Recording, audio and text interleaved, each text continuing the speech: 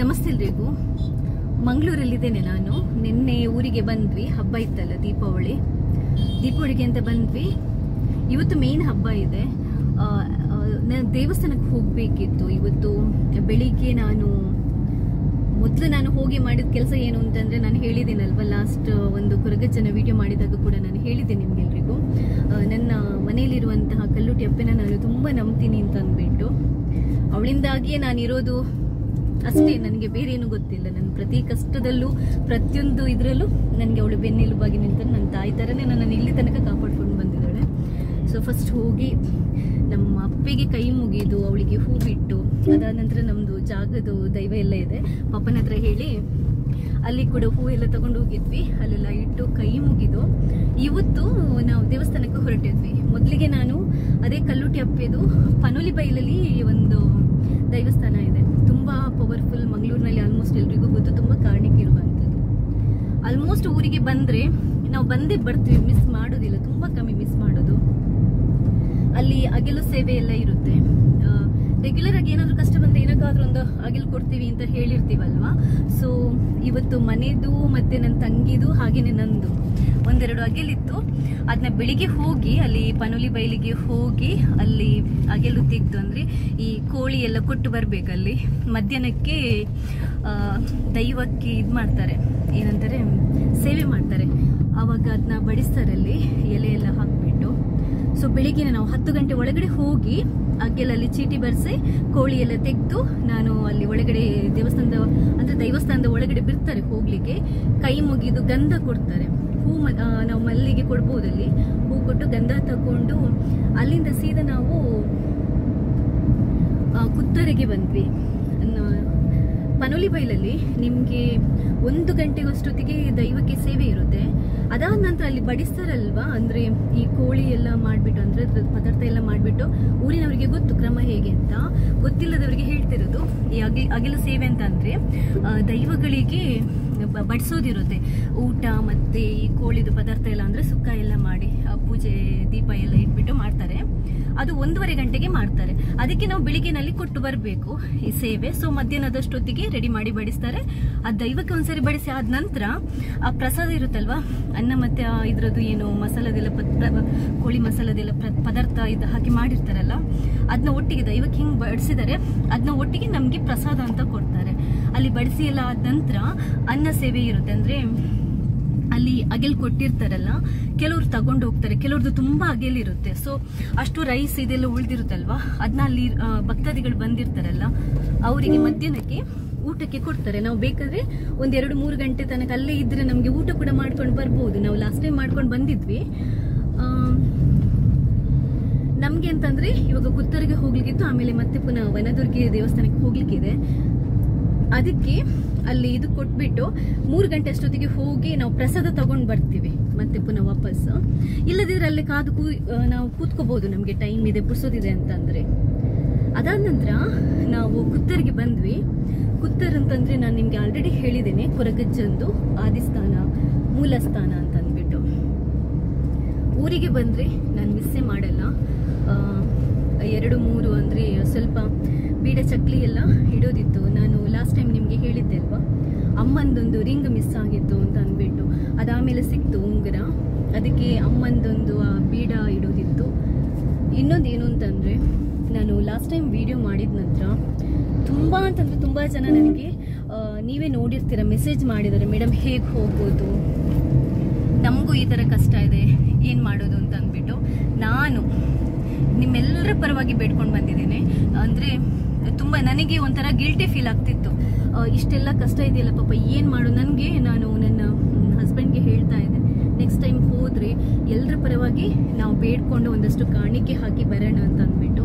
ಇವು ತುಂಬಾ ಜನ ಮೆಸೇಜ್ ಮಾಡಿದ್ರು, ಆ ಕಷ್ಟ ಇದೆ, ಈ ಕಷ್ಟ ಇದೆ ಅಂತ. ನನಗೆ ತುಂಬಾ ಅಂತಂದ್ರೆ ತುಂಬಾ ಗಿಲ್ಟಿ ಫೀಲ್ ಆಗ್ತಿತ್ತು, ತುಂಬಾ ಬೇಜಾರಾಗ್ತಿತ್ತು. ನಾನು ಅಲ್ಲಿ ಬ್ಯಾಂಗ್ಳೂರಲ್ಲಿ ಇರುವಾಗ್ಲೇ ಕೈ ಮುಗಿದ್ಕೊಂಡಿದ್ದೆ ಕೊರಗಜ್ಜನಿಗೆ. ನೆಕ್ಸ್ಟ್ ಬಂದಾಗ ಎಲ್ಲರ ಪರವಾಗಿ ನಾನು ಕಾಣಿಕೆ ಹಾಕ್ತೀನಿ, ಎಲ್ಲರ ಕಷ್ಟಗಳನ್ನು ದೂರ ಮಾಡು ಅಂತ ಅಂದ್ಬಿಟ್ಟು. ಸೊ ಅಲ್ಲಿ ಹೋಗಿ ಕೈ ಮುಗಿದು ಒಂದಷ್ಟು ಬೀಡ ಚಕ್ಲಿ ಎಲ್ಲ ಇಟ್ಬಿಟ್ಟು ಹಾಗೇನೆ ಕಾಣಿಕೆ ಹಾಕಿ ಎಲ್ಲರ ಪರವಾಗಿ ಕೈ ಮುಗಿದ್ಕೊಂಡು ಬಂದಿದ್ದೇನೆ. ನನಗೆ ಇವಾಗ ತುಂಬಾ ಅಂತಂದ್ರೆ ತುಂಬಾ ಸಮಾಧಾನ ಆಯ್ತು, ಎಷ್ಟೋ ಸಮಾಧಾನ ಆಯ್ತು. ಇನ್ನೊಂದು ನಾನಲ್ಲಿ ಇವ್ರ ಹತ್ರ ಕೇಳ್ಕೊಂಡು ಬಂದೆ. ತುಂಬ ಜನ ಕೇಳ್ತಾ ಇದ್ರು ಕೊರಗಜ್ಜನಿಗೆ ಯಾವ ಥರ ಸೇವೆ ಕೊಡ್ಬೋದು ಅಂತಂದ್ಬಿಟ್ಟು. ಅಲ್ಲಿ ಹೇಗೆಂತಂದರೆ, ಒಂದು ನಮ್ದು ಏನಾದರೂ ಕಳೆದೋಯ್ತು, ವಸ್ತು ಮಿಸ್ ಆಯಿತು, ಏನಾದರೂ ಆಗಬೇಕು ಅಂತಂದರೆ ಕೊರಗಜ್ಜನಿಗೆ ಅಜ್ಜ ನಂದು ಈ ಥರ ಪ್ರಾಬ್ಲಮ್ ಆಗಿದೆ ಅಂತ ಅಂದ್ಬಿಟ್ಟು ಕೈ ಮುಗಿದು ನಿನಗೆ ನಾನು ಬೀಡ ಚಕ್ಲಿ ಇರ್ತೇನೆ ಅಂತ ಪ್ರೇ ಮಾಡಿದರೆ, ಅಲ್ಲಿ ನೆಕ್ಸ್ಟ್ ಟೈಮ್ ಬಂದಾಗ ಅಥವಾ ನಮ್ದು ಆ ವಸ್ತು ಸಿಕ್ಕಿದ್ರೆ ನೆಕ್ಸ್ಟ್ ಇಮಿಡಿಯೇಟ್ ಆಗಿ ಬಂದ್ಬಿಟ್ಟು ಅಲ್ಲಿ ಬೀಡ ಮತ್ತೆ ಚಕ್ಲಿನ ಇಡಬೇಕು. ಅಥವಾ ಮದ್ಯ ಕೂಡ ಇರುತ್ತೆ. ನಿಮ್ಗೆ ಆ ದೈವಸ್ಥಾನದ ಪಕ್ಕದಲ್ಲಿ ಅಂಗಡಿಗಳಿರುತ್ತೆ, ಅಲ್ಲಿ ಬೀಡ ಚಕ್ಲಿ ಮತ್ತೆ ಈ ಕಡೆ ಮದ್ಯದ ಅಂಗಡಿ ಕೂಡ ಇದೆ. ಅಲ್ಲಿ ಎಕ್ಸ್ಕ್ಲೂಸಿವ್ ಆಗಿ ಇಲ್ಲಿ ದೇವಸ್ಥಾನಕ್ಕೆ ಹೋಗುವವರೇ ತಗೊಂಡು ಹೋಗಿರ್ತಾರೆ. ಅಲ್ಲಿ ಹೋಗಿ ಕೇಳಿದ್ರೆ ಕೊಡ್ತಾರೆ. ಅಲ್ಲಿ ಕೂಡ ಅಷ್ಟೇ ಬೀಡ ಚಕ್ಲಿ ಎಲ್ಲ ಮಾಡ್ತಾ ಇರ್ತಾರೆ. ನಿಮ್ಗೆ ತಗೊಂಡು ಹೋಗಿ ಅಲ್ಲಿ ಒಳಗಡೆ ದೈವಸ್ಥಾನದ ಗುಡಿ ತರ ಇರುತ್ತೆ, ಅಲ್ಲಿ ಕಲ್ಲಿರುತ್ತೆ, ಅಲ್ಲಿ ಹೋಗಿ ಪ್ರೇ ಮಾಡಿಕೊಂಡು ಅಲ್ಲಿ ಇಟ್ಬಿಟ್ಟು ಬರ್ಬೋದು. ಇದು ಒಂದು. ಇನ್ನೊಂದೇನು ಅಂತಂದ್ರೆ, ಅಲ್ಲಿ ಇರುವವರು ಹೇಳೋ ಪ್ರಕಾರ ಅಗಿಲು ಮತ್ತೆ ಕೋಲ ಸೇವೆ ಕೊಡ್ತಾರೆ. ಕೋಲ ಸೇವೆ ನಮ್ದು ಏನಾದರೂ ಕೆಲಸ ಆಗಬೇಕು ಅಂತ ಕೋಲ ಸೇವೆ ಏನಾದರೂ ಹೇಳಿದ್ರೆ ಅದು ಅಂದರೆ ಡೈಲಿ ನಡೀತಾ ಇರುತ್ತೆ. ಕೆಲವೊಂದು ಏನಾದರೂ ಈ ಥರ ಪಾಸ ಅಂತೆಲ್ಲ ಹೇಳ್ತಾರಲ್ಲ, ಆ ಥರ ಆವಾಗ ಎಲ್ಲ ಇಲ್ಲದಿರ್ಬೋದು, ಇಲ್ಲದಿದ್ರೆ ಆಲ್ಮೋಸ್ಟ್ ಡೈಲಿ ನಡೀತಾ ಇರುತ್ತೆ. ಕೋಲ ಸೇವೆನ ನೀವು ಬುಕ್ ಮಾಡಬೇಕು, ಅಂದರೆ ಬರ್ಸ್ಕೊಂಡು ಬರಬೇಕು. ನಿಮ್ದು ಏನಾದರೂ ಕೆಲಸ ಆಗಬೇಕು ಅಂತಂದರೆ, ಅಥವಾ ಏನಾದರೂ ನೀವು ನೆನೆಸ್ಕೊಂಡ ಕೆಲಸ ಆಯಿತು ಅಂತಂದರೆ, ನೀವೇನಾದರೂ ಕೋಲ ಸೇವೆದು ಹರಕೆ ಹೇಳ್ತೀರಾದರೆ ಅಲ್ಲಿ ಬುಕ್ ಮಾಡಬೇಕು ಫಸ್ಟೇ. ನಿಮಗೆ 3 ವರ್ಷದ ನಂತರ ಸಿಗುತ್ತೆ. ಅಂದರೆ ಆಲ್ಮೋಸ್ಟ್ 3 ವರ್ಷಕ್ಕಾಗುವಷ್ಟು ಬುಕ್ ಆಗಿ ಹೋಗಿದೆ ಅಂದರೆ 3 ವರ್ಷದ ನಂತರ ಸಿಗುತ್ತೆ ಕೋಲ ಸೇವೆ. ಅದ್ಬಿಟ್ಟು ಇನ್ನೊಂದಿದೆ, ಅದೇನು ಅಂತಂದರೆ ಅಗಿಲು ಸೇವೆ ಅಂತ ಅಂದ್ಬಿಟ್ಟು. ಅಗಿಲು ಸೇವೆ ಒಂದು 3-4 ದಿನದಲ್ಲಿ ಸಿಗುತ್ತೆ ಅಂತೆ. ಅಂದರೆ ನಾವು ಬುಕ್ ಮಾಡಿ ಬರ್ಸ್ಬಿಟ್ಟು ಬಂದರೆ 3-4 ದಿನದ ಒಳಗಡೆ ಸಿಗುತ್ತೆ. ಅದನ್ನ ನಮಗೆ ಅವ್ರು ಫೋನ್ ಮಾಡಿ ಹೇಳ್ತಾರೆ, ಇಂಥ ದಿನ ನಿಮ್ದು ಅಗಿಲು ಸೇವೆ ಇದೆ, ಬಂದು ಭಾಗವಹಿಸಿ ಅಂತಂದರೆ ನೀವು ಹೋಗ್ಬೋದು ಅವಾಗ. ಸೊ ಇದನ್ನ ನನಗೆ ಅಲ್ಲೇ ಹೇಳಿದರು.